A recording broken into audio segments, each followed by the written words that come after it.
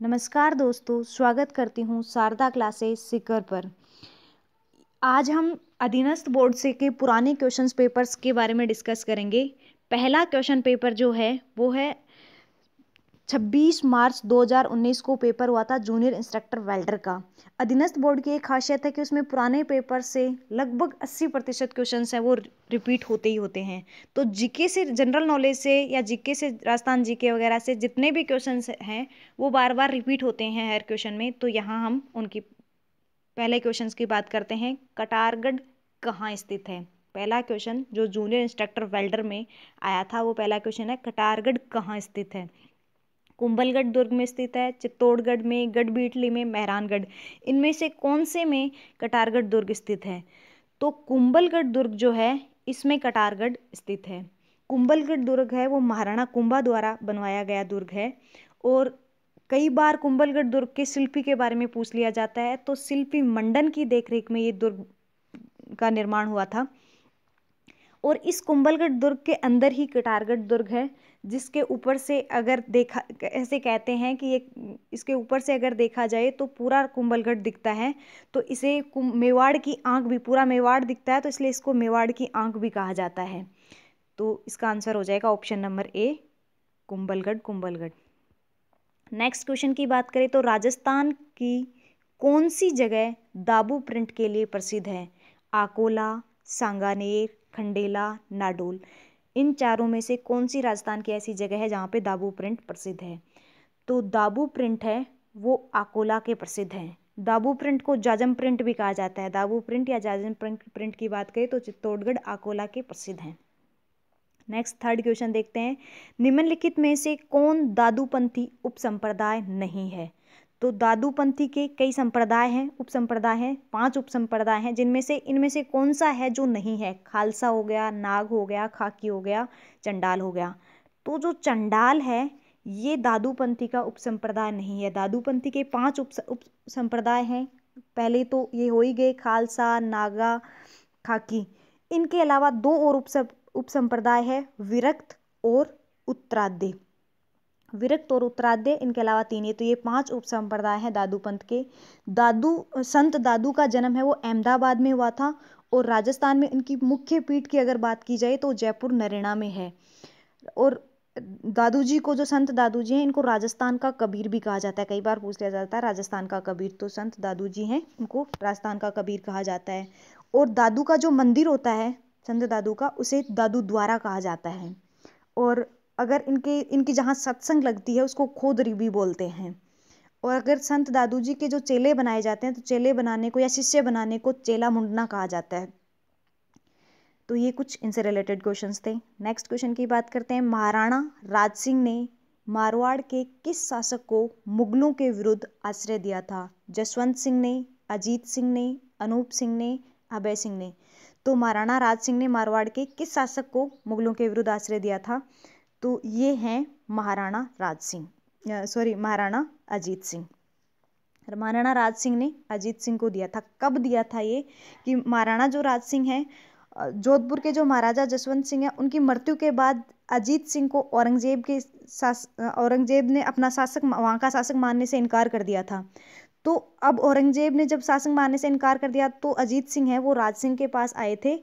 और राज सिंह और अजीत सिंह दोनों ने मेवाड़ मारवाड़ गठबंधन बनाया था और इनके विरुद्ध ये सहायता की थी, मुगलों के विरुद्ध। नेक्स्ट बात करते हैं। किस चौहान शासक ने 1992 में त्राइन का दूसरा युद्ध लड़ा था? अजयपाल चौहान ने, पृथ्वीराज तृतीय ने, अर्णोराज तृतीय ने, या विग्रहराज चतुर्थ ने? तो ये तो लगभग सभी को पता होगा कि पृथ्वीराज तृतीय, ऑप्शन नंबर बी हो जाएगा। पृथ्वीराज तृतीय और मोहम्मद गोरी के बीच त्राइन का युद्ध हुआ था। पहला युद्ध भी इन्हीं दोनों के बीच हुआ था जिसमें पृथ्वीराज तृतीय विजय हुए थे। लेकिन दूसरे युद्ध में कहा जाता है कि धोखे से गोरी ने या उनकी साजिश से, जैसे भी, पृथ्वीराज तृतीय हैं वो युद्ध में हारे थे। नेक्स्ट अगर बात करें तो वागड़ी बोली राजस्थान के कौन से भाग में बोली जाती है? उत्तर पूर्वी भाग में, दक्षिण पूर्वी भाग में, दक्षिण पश्चिमी भाग में, या पश्चिमी भाग में? तो बागड़ी बोली की अगर हम बात करें तो ये बोली जाती है राजस्थान के दक्षिण पश्चिमी भाग में, ये बोली जाती है। ऑप्शन नंबर सी हो जाएगा, दक्षिण पश्चिम भाग में बागड़ी बोली बोली जाती है। नेक्स्ट अगर हम क्वेश्चन की बात करें तो ये हो जाएगा, ये कुछ क्वेश्चंस रह गए थे। हेला ख्याल लोक संगीत राजस्थान के कौन से क्षेत्रों से संबंधित है? सीकर झुंझुनू, दौसा सवाईमाधोपुर, भीलवाड़ा चित्तौड़गढ़, डूंगरपुर बांसवाड़ा। तो हेला ख्याल की अगर बात करें तो ये दौसा सवाईमाधोपुर जिले से संबंधित हैं। और हेला नामक एक शायर थे जिनकी वजह से वहाँ के जो सवाईमाधोपुर, दौसा सवाईमाधोपुर का मीणा समाज है उनमें बहुत ज़्यादा लोकप्रिय है, और हेला की वजह से इनका नाम हेला ख्याल पड़ा था। तो ये दौसा सवाईमाधोपुर हो जाएगा। नेक्स्ट क्वेश्चन की बात करते हैं। 1857 के स्वतंत्रता संग्राम में कोटा महाराव की सहायता के लिए किस राज्य ने सैनिक सहायता भेजी थी? तो जो 1857 की स्वतंत्रता संग्राम था उसमें कोटा महाराव की सहायता के लिए कौन से राज्य ने सहायता भेजी थी? बूंदी, करौली, झालावाड़, जयपुर। तो उस टाइम पे 1857 के टाइम पे करौली के जो राजा थे उन्होंने भेजी थी। कैसे, मैं इसके बारे में कुछ बताती हूँ आपको कि कोटा, वैसे तो अगर 1857 की क्रांति में देखा जाए तो कोटा का सबसे इम्पोर्टेंट रोल था 1857 की क्रांति में, और कोटा को केंद्र माना जाता था। अब 15 अक्टूबर 1857 को जयदयाल और मेहराव खां के नेतृत्व में विद्रोह की शुरुआत हुई थी कोटा में, और विद्रोहियों ने कोटा के महाराव को नजरबंद कर लिया था वहीं पे, और वहाँ का जो पॉलिटिकल एजेंट मेजर बर्टन था और डॉक्टर कोटम था, उन दोनों की हत्या कर दी थी वहीं पे। रॉबर्टसन के नेतृत्व में अंग्रेजी सेना आई थी कोटा के विद्रोह को, या विद्रोह से मुक्त कराने के लिए। उस टाइम पे अंग्रेजों की सहायता के लिए करौली के शासक थे उस टाइम के जो शासक थे वो मदन पाल, वो इनकी सेना के लिए, अंग्रेजी सेना की हेल्प करने के लिए आए थे। इन द सेंस अपन कह सकते हैं कि कोटा महाराव की सहायता के लिए, कोटा महाराव को छुड़वाने के लिए ही आए थे। तो करौली के शासक मदन पाल थे। नेक्स्ट क्वेश्चन की बात करते हैं। अजमेर की कौन सी महिला राजनीतिक एवं सामाजिक कार्यकर्ता थी जिन्हें उनकी गतिविधियों के कारण मेवाड़ एवं बूंदी राज्यों से निर्वासित कर दिया गया था? तो ये कोकिला देवी, शकुंतला देवी, अंजना देवी चौधरी या सत्यवती शर्मा। तो अंजना देवी चौधरी थी जिन्हें यहाँ से निर्वासन किया था। नेक्स्ट देखते हैं, जोधपुर के मेहरानगढ़ दुर्ग का संस्थापक कौन है? राव जोधा, महाराजा जसवंत सिंह, महाराजा मान सिंह, महाराजा गज सिंह। तो जोधपुर के हैं राव जोधा, मेहरानगढ़ दुर्ग के संस्थापक हैं राव जोधा। 13 मई 1449 को शनिवार के दिन करणी माता के आशीर्वाद से राव जोधा ने इस मेहरानगढ़ दुर्ग की नींव डाली थी। ऐसा कहा जाता है कि मेहरानगढ़ दुर्ग जब राव जोधा बनाने लगे थे तो जैसे ही थोड़ी सी दीवार बनाते पड़ जाती, थोड़ी सी दीवार बनाते वापस अपने आप बढ़ जाती।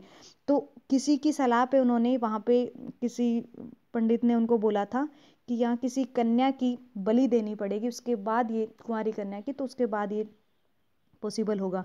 तो रजिया थाम्बी की बलि देकर राजा महाराणा राव जोधा ने इस मेहरानगढ़ दुर्ग की नींव रखी थी। और ये जो दुर्ग है ये चिड़िया टूक पहाड़ी पर स्थित है। इसको मयूरध्वज गढ़ या गढ़ चिंतामणि ऐसे कई नामों से भी जाना जाता है। इसके अंदर कुछ तोप रखी हुई है, जैसे किलकिला खां हो गई, गजनी खां हो गई, शंभुवाण नामक कुछ तोपें रखी हुई है इसके अंदर, जो भी पूछ लिया जाता है। नेक्स्ट देखते हैं, विमलसा द्वारा निर्मित प्रसिद्ध जैन मंदिर कहाँ स्थित है? रणकपुर में, पाली में, ओशिया में, देलवाड़ा में। तो विमलसा द्वारा जो निर्मित प्रसिद्ध जैन मंदिर है वो देलवाड़ा के हैं। देलवाड़ा के जैन मंदिर के बारे में आपने सुना होगा, बहुत फेमस है। तो देलवाड़ा में 5 प्रमुख जैन मंदिर है जिनमें से एक विमलसाई द्वारा बनाया गया ये जैन मंदिर है, और इसका निर्माण चालुक्य राजा भीम के मंत्री विमलसा ने करवाया था। और इसके अगर शिल्पीकार पूछ ले जाते हैं कई बार, तो वो है कीर्तिधर, और ये है कहाँ पे? सिरोही माउंट आबू नगर में है। नेक्स्ट क्वेश्चन देखते हैं, केंद्र सरकार, नेक्स्ट क्वेश्चन है 11वां हमने देख लिया है। विक्रम संवत पंचांग के अनुसार शीतला अष्टमी किस दिन मनाई जाती है? चैत्र कृष्णा अष्टमी को, चैत्र शुक्ला अष्टमी को, फाल्गुन शुक्ला अष्टमी को, कार्तिक कृष्णा अष्टमी को। तो कब मनाई जाती है ये मनाई जाती है चैत्र कृष्णाष्टमी को। ऑप्शन नंबर हो जाएगा ए, चैत्र कृष्णाष्टमी को, शीतला अष्टमी। नेक्स्ट देखते हैं, पिछवाइयाँ चित्रांकन किस चित्रकला शैली से संबंधित है? तो अगर पिछवाइयों की बात की जाए तो ये कौन सी है? किशनगढ़ शैली, बूंदी शैली, ढूंढाड़ शैली या नाथद्वारा शैली? तो पिछवाइयाँ नाथद्वारा की प्रसिद्ध हैं। नाथद्वारा राजसमंद में आता है, तो ये हो जाएगा आंसर नाथद्वारा। इससे रिलेटेड अगर कुछ क्वेश्चंस और देखें तो नाथद्वारा जो चित्र शैली है ये वल्लभ संप्रदाय से प्रभावित है। कई बार पूछ लिया जाता है किस संप्रदाय से है, तो वल्लभ संप्रदाय से प्रभावित है। पिछवाइयाँ नाथद्वारा की ही प्रसिद्ध है। इसमें श्रीनाथ जी की मूर्ति के पीछे कपड़े या पर्दों पर कुछ सजावटें की हुई होती है जिसपे चित्र बने हुए होते हैं, जिसमें कृष्ण जी की कृष्ण लीला के कुछ चित्र होते हैं। आजकल कुछ नेचर्स वगैरह के भी चित्र यहाँ पे देखने को मिलते हैं। यहाँ के अगर कुछ प्रमुख चित्रकार की बात करें तो श्री गोवर्धन जी थे। तिलकायत श्री गोवर्धन जी फेमस चित्रकार हैं यहाँ के। नेक्स्ट देखते हैं, निम्नलिखित में से किस राजपूत राजवंश पर बिजोलिया अभिलेख प्रकाश डालता है? तो चौहान, प्रतिहार, राठौड़, कछवाहा। तो इनमें से किस पे डालता है? तो अगर हम देखें तो ये डालता है चौहान वंश पे। बिजोलिया शिलालेख है वो चौहान वंश पे डालता है। इसके बारे में कुछ और देखते हैं तो यहाँ पे जो बिजोलिया अभिलेख का निर्माण है ये जैन श्रावक लोलाक ने करवाया था। और इसमें यहाँ पे एक पार्श्वनाथ का मंदिर बना हुआ है। इस पार्श्वनाथ के मंदिर में ये अभिलेख ये मिला था, बिजोलिया अभिलेख।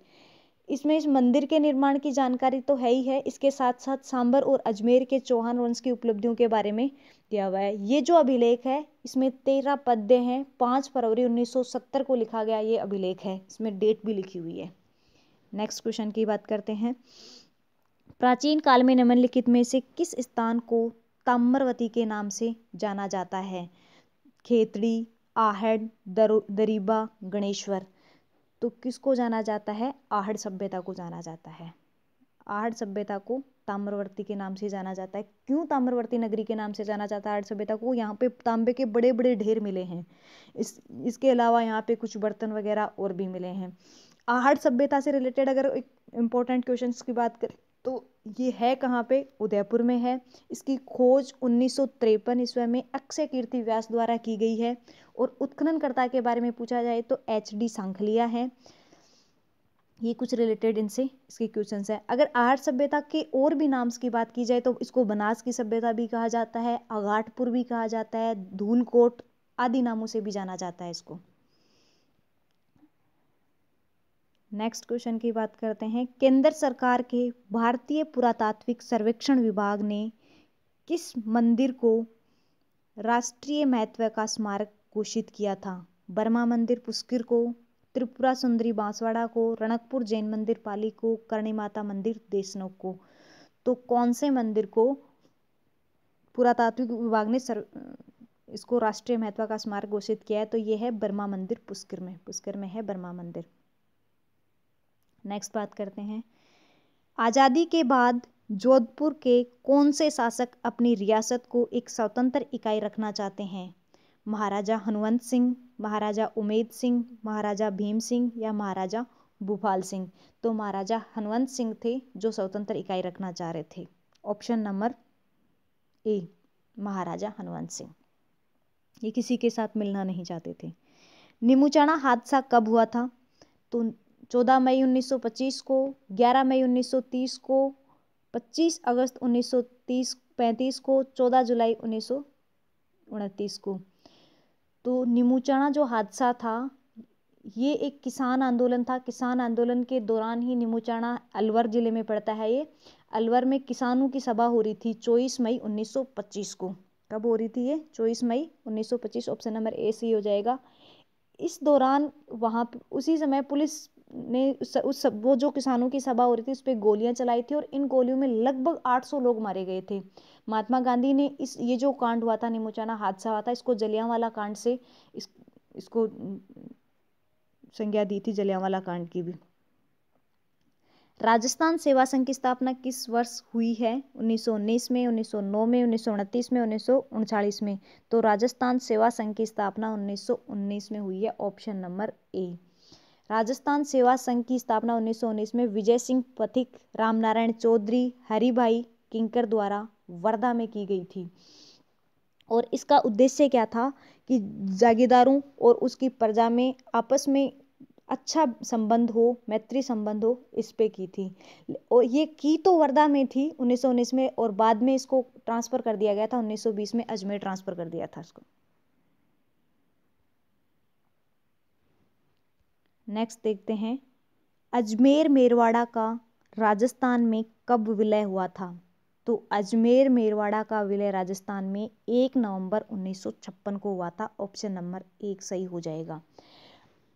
राजस्थान का जो एकीकरण का 7वां चरण था, 7वां चरण में 1 नवंबर 1956 को हुआ था।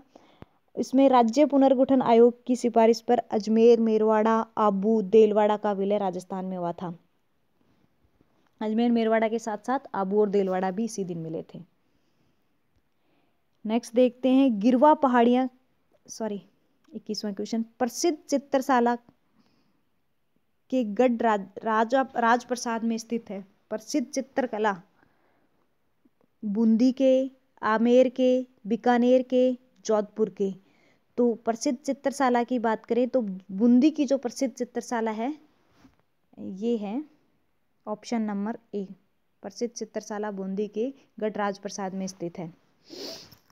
नेक्स्ट देखते हैं, सुमेलित कीजिए, इसमें आपको दे रखा है इकतारा, अलगोजा, झांझ, बादल, मादल, ये किस किस इनके वाद्य यंत्र के बारे में देखते हैं हम। तो घनवाद्य है, तत्वाद्य, सुशीर वाद्य या अवनद वाद्य। तो कौन सा है वो किसके साथ है? अगर हम पहले की बात करें, इकतारा है, तो इकतारा यहाँ पे क्या है, कौन सा वाद्य है? इकतारा आपके पास हो जाएगा तत्ववाद्य, इकतारा हो जाएगा तत्ववाद्य है।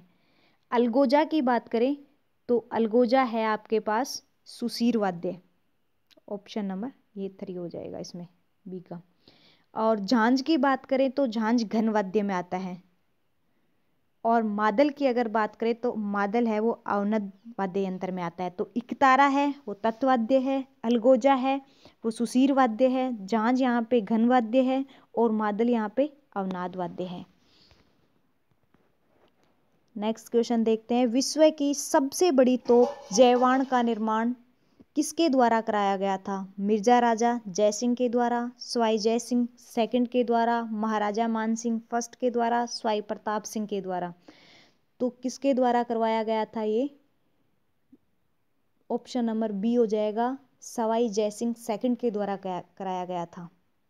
विश्व की सबसे बड़ी तोप जयवाण का निर्माण सवाई जयसिंह सेकंड ने करवाया था।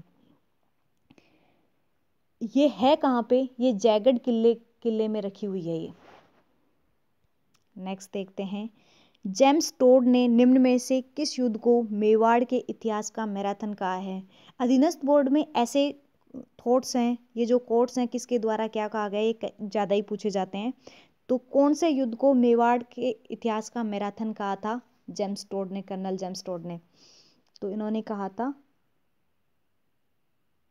दिव्वेर के युद्ध को। ऑप्शन नंबर सी हो जाएगा, दिव्वेर के युद्ध को। 1582 में महाराणा प्रताप और अकबर के बीच में दिव्वेर का युद्ध हुआ था। इसमें जेम्स टोड ने इसको मैराथन का युद्ध की नाम दिया था और इसमें प्रताप की विजय हुई थी।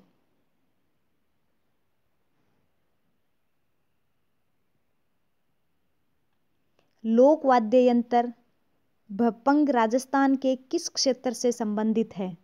मेवात से, मेवाड़ से, मेरवाड़ा से या मारवाड़ा से? तो लोक वाद्य यंत्र भपंग है वो मेवात से संबंधित है। ऑप्शन नंबर हो जाएगा ए, मेवात से संबंधित है। भपंग एक अवनद वाद्य यंत्र है जो मेवात का प्रसिद्ध वाद्य यंत्र है।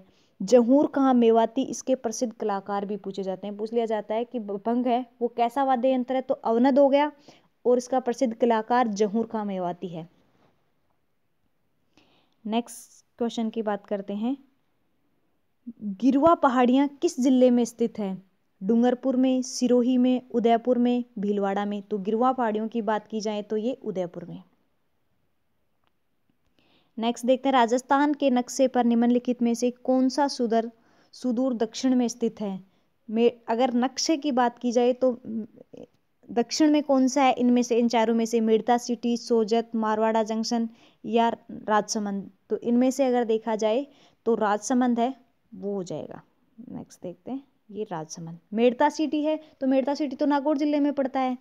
पाली है, ये पाली जिले, सोजत है, ये पाली जिले में पड़ता है। मारवाड़ जंक्शन मारवाड़ में हो गया, तो राजसमंद है, ये सबसे दक्षिण में पड़ता है। नेक्स्ट देखते हैं, तारा बालू का स्तूप कहाँ पाए जाते हैं? ओशिया में, लूणकरणसर में, पोखरण में, सूरतगढ़ में?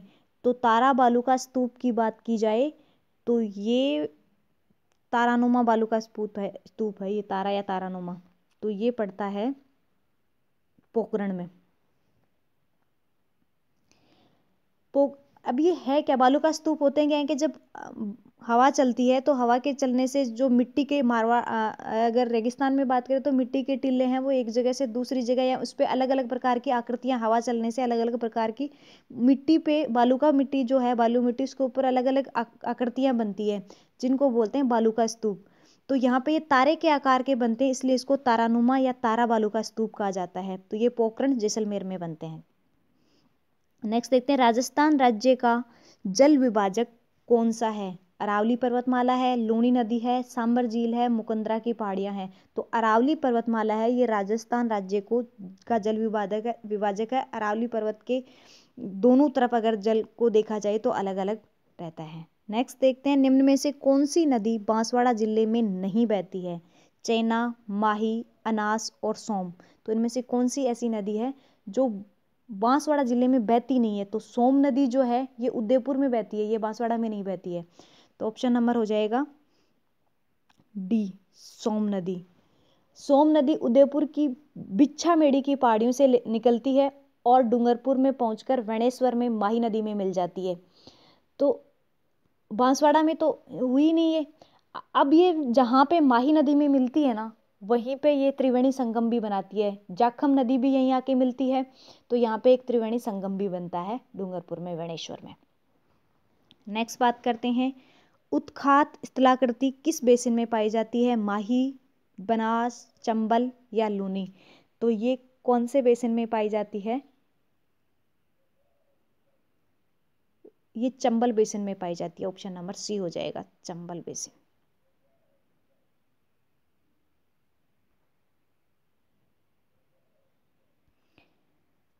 थर्टी टू क्वेश्चन की बात करते हैं, निम्न में से कौन सी नदी नागौर जिले की नहीं है? लूनी, मेथा, जोजड़ी, अल्निया? तो अल्निया है, ये नागौर जिले की नदी नहीं है। बाकी तो लूनी भी नागौर में बहती है, मेथा भी नागौर में बहती है और जोजड़ी भी नागौर में बहती है। तो अल्निया नदी है, ये नागौर जिले की नहीं है। नेक्स्ट बात करते हैं, निम्नलिखित में से कौन सा जोड़ा सही सुमेलित नहीं है? बनास, ढूंढ, माही, मिनाल? लूनी, जोजड़ी, साबरमती, जाजम? तो लूनी, इनके अकॉर्डिंग अगर हम बात करें तो कौन सी नदी किसकी सहायक नदी है? तो बनास नदी की सहायक नदी कौन सी है? ढूंढ बनास नदी की सहायक नदी है, ये ऑप्शन सही है। माही की मैनाल? माही की मैनाल तो नहीं है, मिनाल या मैनाल नहीं है। सी, लूनी नदी की जोजड़ी है, साबरमती की माजम है। तो ये हो जाएगा ऑप्शन नंबर बी, माही की मैनाल। ये ऑप्शन है वो आपका सही नहीं है। माई नदी जो है ये धार जिले में स्थित विंध्याचल की पहाड़ियों में मेहनत झील से निकलती है और राजस्थान में इसकी टोटल लंबाई की बात की जाए माई नदी की तो ये 576 किलोमीटर तक बहती है। और राजस्थान में माई नदी को कांठल की गंगा, दक्षिणी राजस्थान की स्वर्ण रेखा आदि नामों से भी जाना जाता है। माई नदी की अगर सहायक नदियों की बात की जाए तो वो माई नदी की सहायक नदियां हो जाती है सोम, जाखम या जाखम, एनास, हरण, चाप, मोरेन, भादर, लाखन, ईरू? ये कुछ नदियां हैं जो माई नदी की सहायक नदियां हैं। तो ऑप्शन नंबर हो जाएगा यहाँ पे माही। नेक्स्ट देख लेते हैं, राजस्थान में जल द्वारा अपर्दन सबसे अधिक किस नदी से होता है?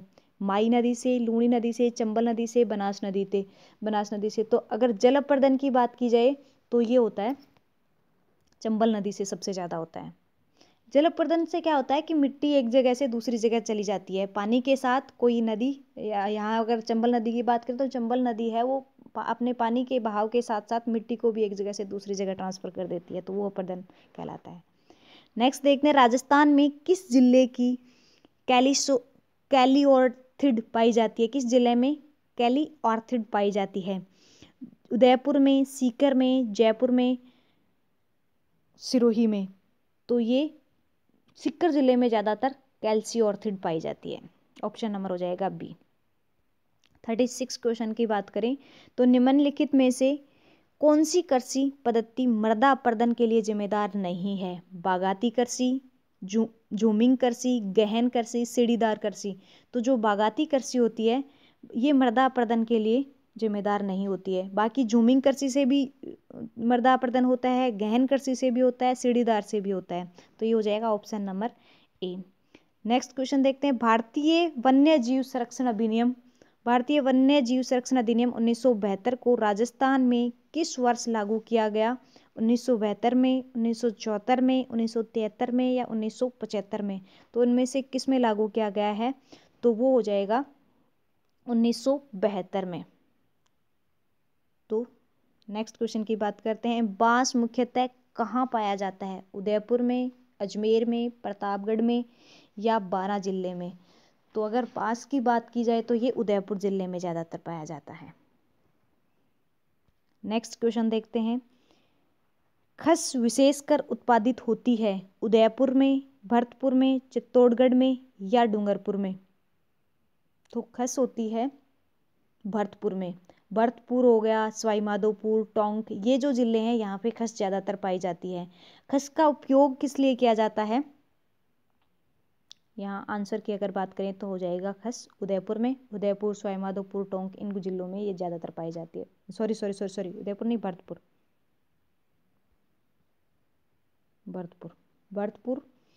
सवाईमाधोपुर, टोंक जिले हैं जिनमें ये पाई जाती है और खस का प्रयोग करते हैं इत्र बनाने के लिए।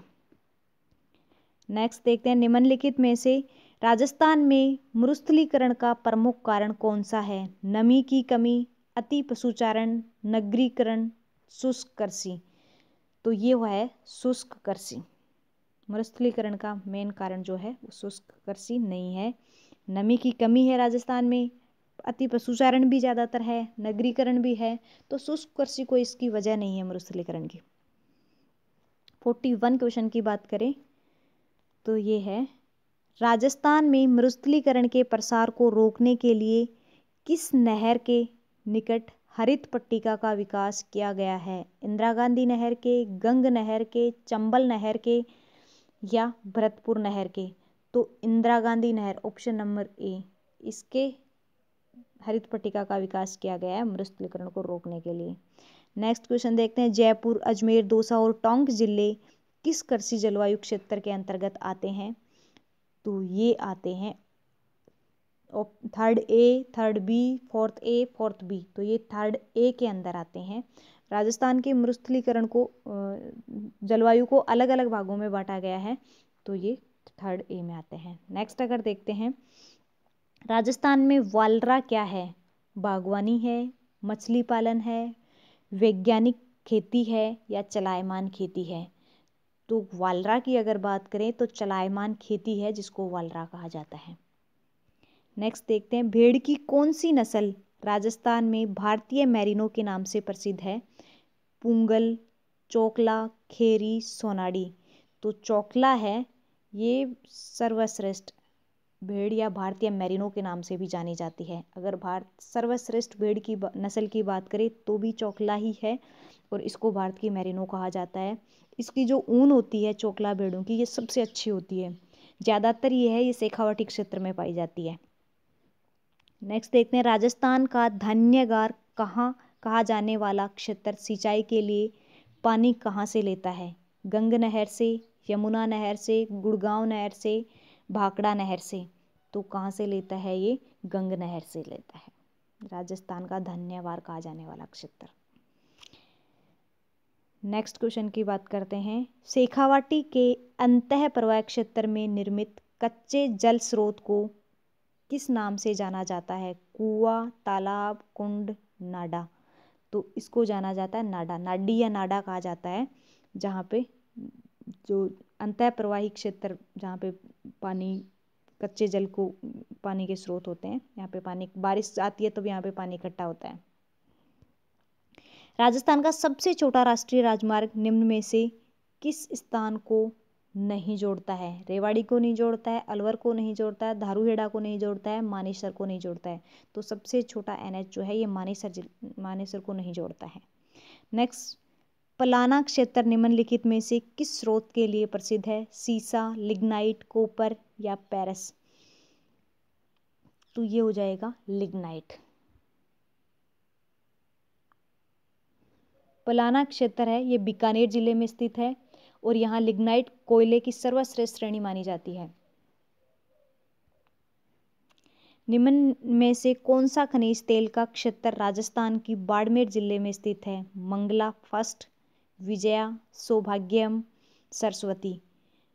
तो खनिज तेल का कौन सा क्षेत्र है राजस्थान का जो बाड़मेर जिले में नहीं है? तो ये सौभाग्यम है, ये बाड़मेर जिले में नहीं है। मंगला फर्स्ट भी बाड़मेर में है, विजया भी बाड़मेर में है, सरस्वती भी बाड़मेर में है।